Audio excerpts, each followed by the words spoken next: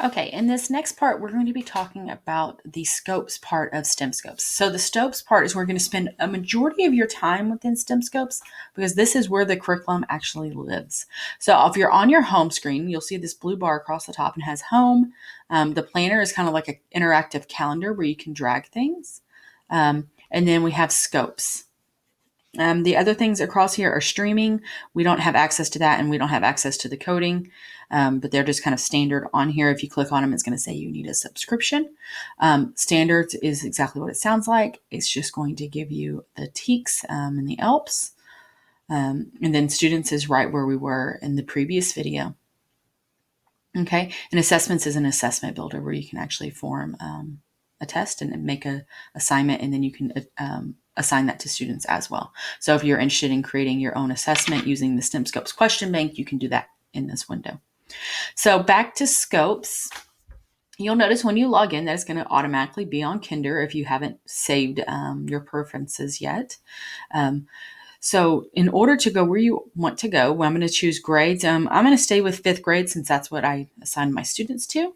And when you hover over grades, it's going to have this drop-down menu. If I go off, it's going to disappear.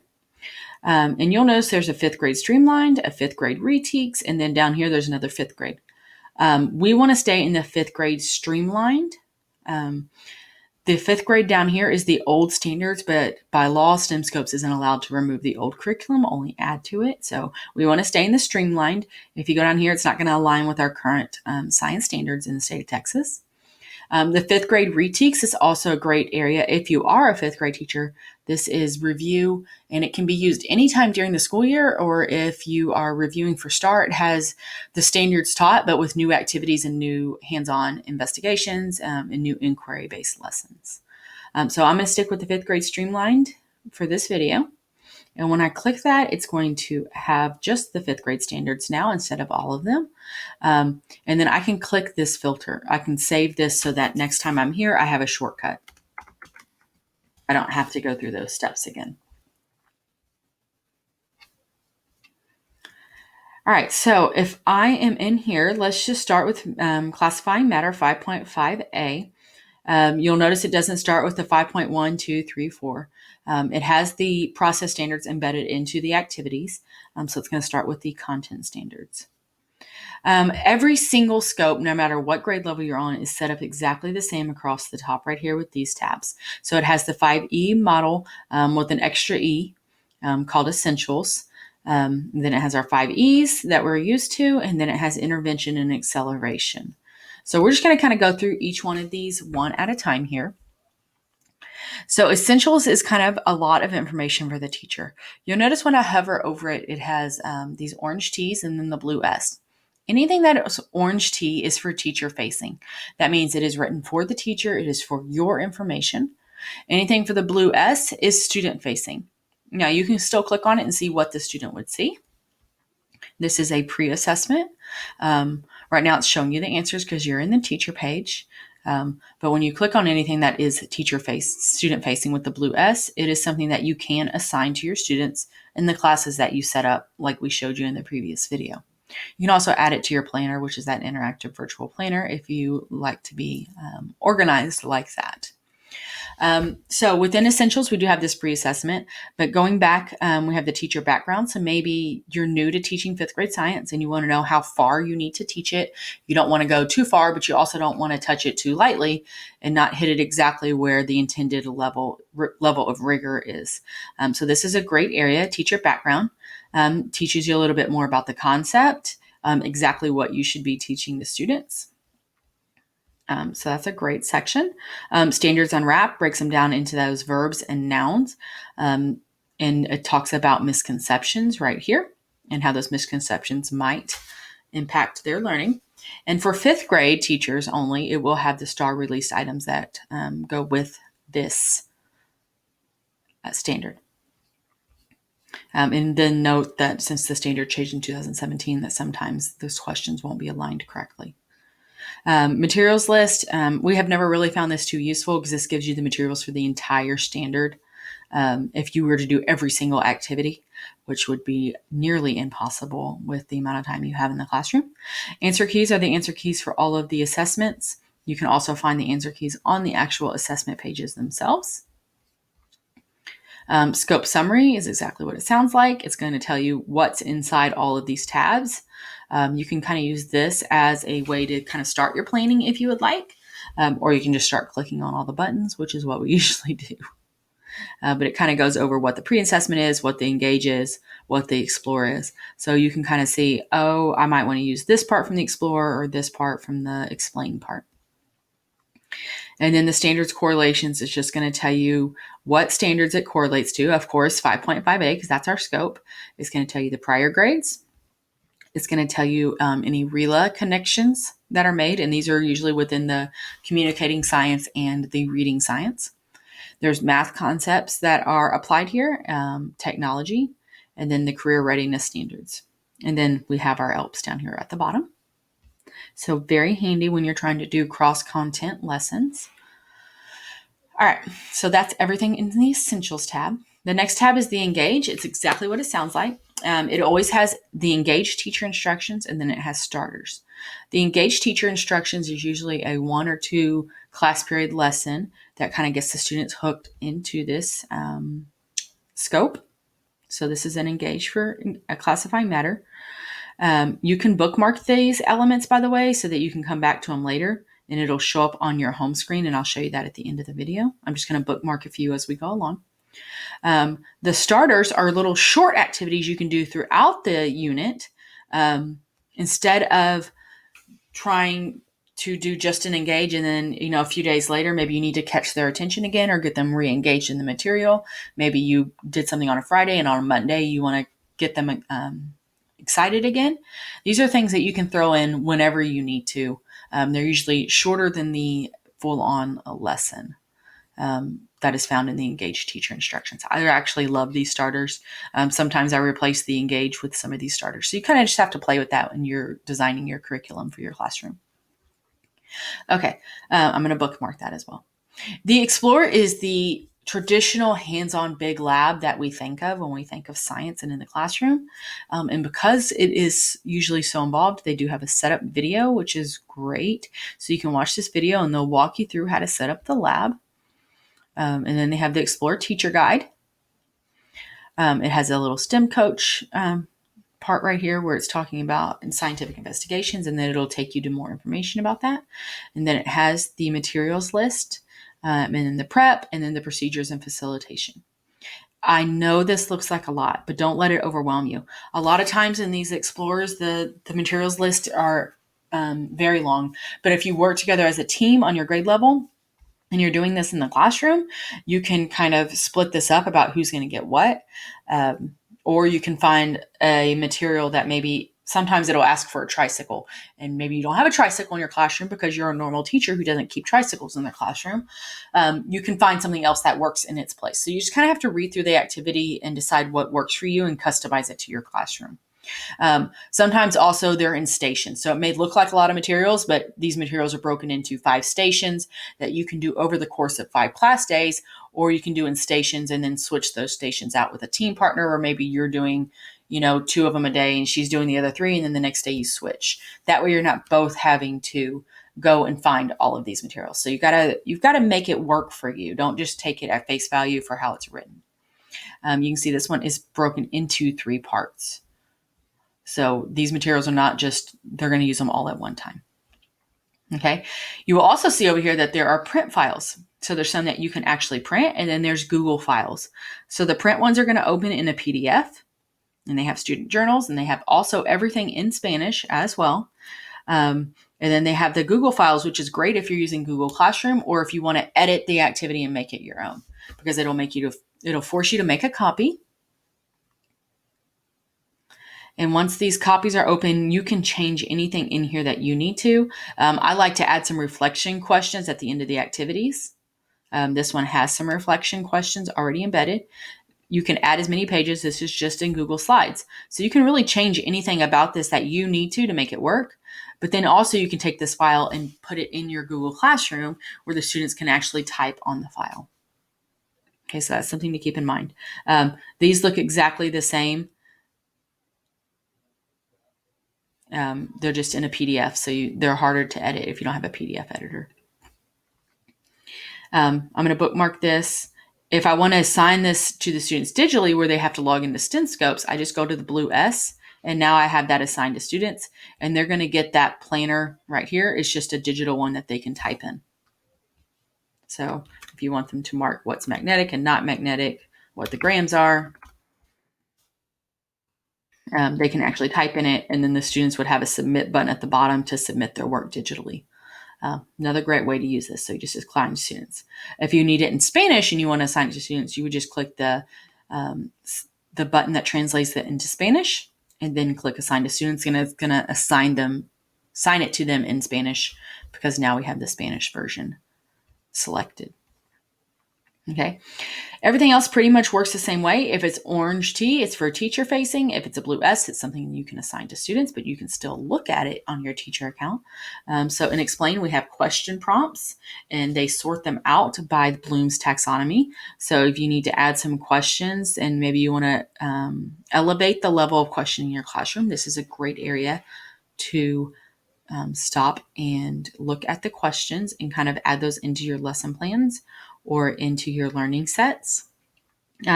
Picture vocabulary is exactly what it sounds like. It's just vocabulary words with pictures. And if you assign this to students, it's just something that they can view. There's no activity for them to do, so it's just going to be on their account for them to look through it. Linking literacy is a book list for teachers. It's not a book list. I'm sorry. It's you use it with the STEMscopedia, which can be digital, or you can print it out, or you can assign it in Google Classroom. But then it has a graphic organizer in both English and Spanish that they would fill out why they are reading the STEMscopedia.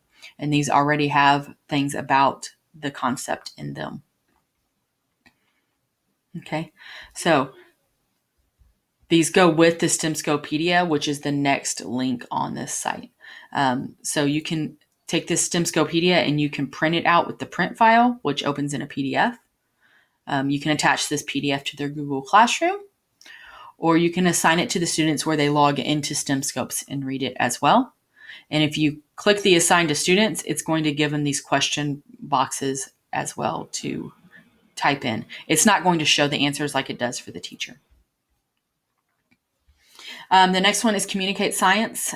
These are great for working on their communication skills, which is a really important POG skill that we try to focus on.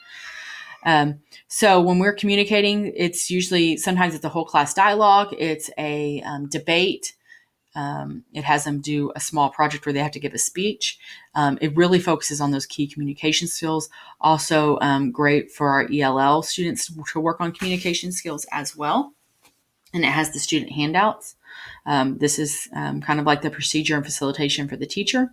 And then the student handout breaks it down into student words. So it has a driving question and then discussion goals, and they do some research and then their discussion. And then it has a rubric as well, which is great. I'm going to bookmark that element to come back to it later. And then once again, everything's in Spanish.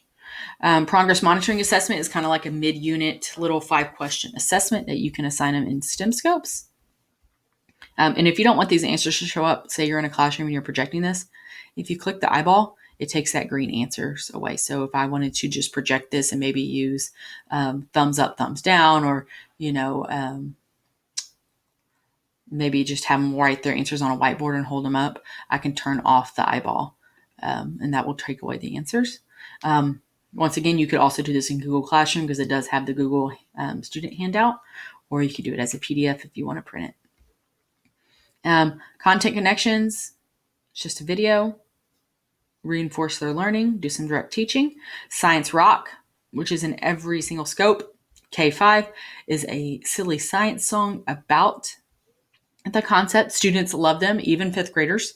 They're really cheesy, but they get them stuck in their head, which is a great way to reinforce the concept.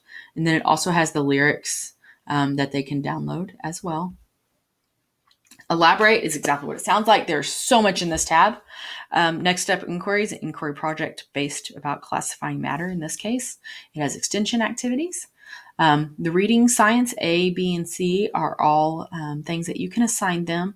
A would be below level reading, B is on grade level, and C is above grade level. They're all the same article. It's just about the lexile level. So it just changes some of the punctuation. It shortens the sentences to make them easier, or maybe it adds a little more complexity to the sentences. But when you print them out and have them side by side, the students don't know that they're doing something different than the person across from them. So it's a great resource to use, especially if you have struggling readers or new English speakers that maybe they just need a little bit of a lower level reading passage when we're talking about nonfiction. And this one's about blowing glass, so it might catch their attention. And then it also has questions that go with it, which is great. Reading teachers love this section. It's numbered just like the star is. And then you can also have a student handout where it has the reading passage on it. And then those also include those questions at the bottom. You can also do that in Spanish just by changing this to Spanish. And now it has the student handout in Spanish as well. And you can assign it to them within the STEMscopes platform. The math is the same way. A would be the below grade level math, B is on grade level, and the C is above grade level. So if I was doing the below grade level, it's all the same activity again, but it's just kind of leveling it so it's a little easier for them to attain the curriculum. So this is about using the triple beam balance and finding the measurements.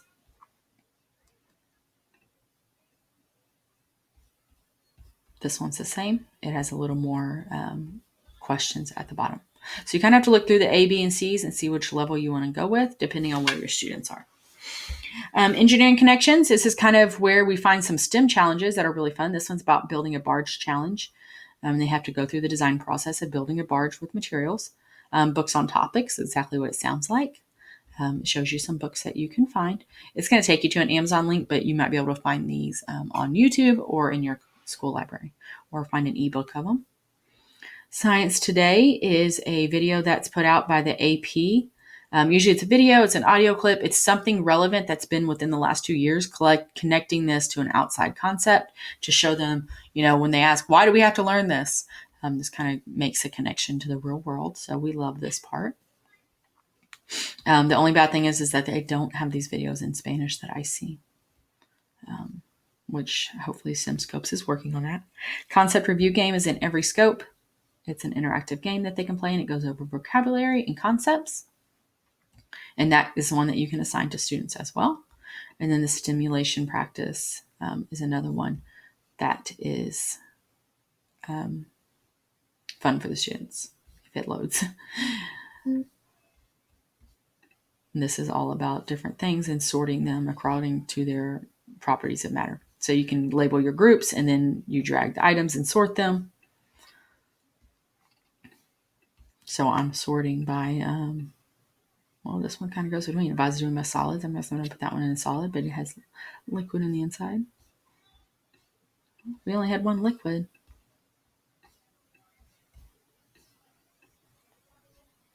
Well, those soda can one's kind of tricky because it's talking about the soda or the can. I'm going to leave it over there because it says can. So I would, name this solid. Okay. So it's fun. We say okay. And now it wants me to force me to put them in 3 groups. So that's fun. It can be assigned to them within STEMscopes.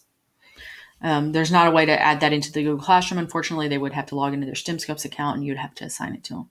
The Evaluate tab is exactly what it sounds like. It's different ways to evaluate them. Claim evidence reasoning really needs to be introduced in the classroom. I wouldn't just assign this to them and have them do it without practicing claim evidence reasoning in the classroom first. But they do have the student handout in Google Files. So if you needed to alter it and make it a little easier, or maybe add some clarifying information to kind of guide them through it, you could do that with the Google handout where you can edit it. It also has a rubric that you can use to assess the students and kind of see where they are. Open-ended response, exactly what it sounds like. You can assign those to students. Also has an editable file. The post-assessment is just a quick 5-question assessment. They are not to the rigor level of the STAR tests. So if you're using these to assess your students, just know that while they are great, they're not going to give you a true representation of how your students would do on STAR with the same concept. Writing science is usually has a prompt or a picture, and then they have to write about it. It kind of gives you, as a teacher, the answer key of what to look for in the answer. Of course, there's many different answers to these. And it does have an editable file, and it does have a way that you can assign that in Google Classroom, or you can assign it to them within the system, and then that gives them this box to type in. The idea situation, what we do a lot is take some of the post-assessment, we take some of the writing science, we take some of the open-ended response, and we put them into one assessment. We cut and paste and add pieces to kind of make it your own. Because 5 questions in 5th grade, while fine in the younger grades, isn't going to be enough information. And we really want to get them writing and communicating so we really know if they understand the concept. Intervention is going to be if you need to reteach, and this could be a whole class reteach or a small group reteach. And these are great because the intervention activities will touch on all of the concepts. So especially with 5.5a, if you're a 5th grade teacher or 4th grade teacher or 3rd grade teacher, you know that 5A has a lot in it. So this is an activity that you could do to reinforce students' learning. You can do it before an assessment, or you can do it as a review before a big test, or just if you know your kids aren't getting it, this is an activity that you could use within the guided practice. So we recommend using this whether or not you need it for intervention. It's always great to use. It has a closed passage that you could use. So doing some more reading and understanding there. And they can do it digitally, or you can do it in a handout. And then just another quiz if you need another assessment to see, okay, well, we did the first assessment. They didn't do great.